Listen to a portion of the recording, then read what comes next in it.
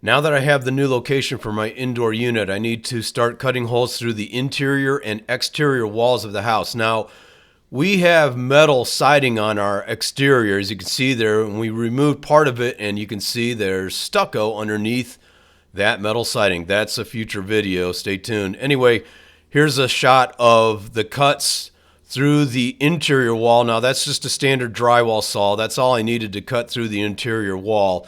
And I was able to find daylight through the interior wall, through the exterior wall, and that's how I determined where to start cutting in the exterior. And now we've got both sides cut, the interior and the exterior. There's a look at the neighbor's house. Hi, neighbors.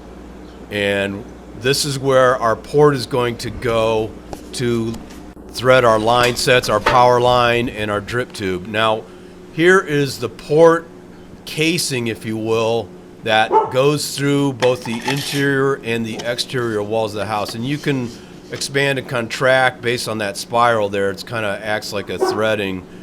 And then once you've got the port casing threaded through the walls, you're good to go. You're ready to start threading your power lines, your line sets, and your drip tube line through the walls. And now that we've got our port set up, there's the old port window.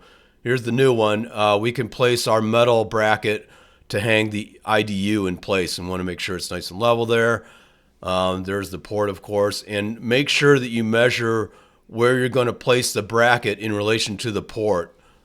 Let's go back outside and I'll show you exactly why I'm moving this particular indoor unit just a foot or two over. Here's why. At some point long before we bought our house, some complete horse's ass cut this window in half, and in one half built this god-awful mess of 2x4s, and then placed drywall over the 2x4, and then covered it with this plywood on the exterior. I have no idea why they did this. And what we'll do is we'll open this up and replace this window and make this a full-size window as it was intended when the house was originally built. But you can see why now I have to remove the indoor unit.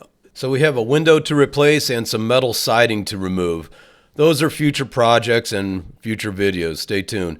At any rate, the next video up in this sequence involves rewiring the indoor unit before moving it to its new location. So that's coming up in the next video. Stay tuned. Thanks for watching.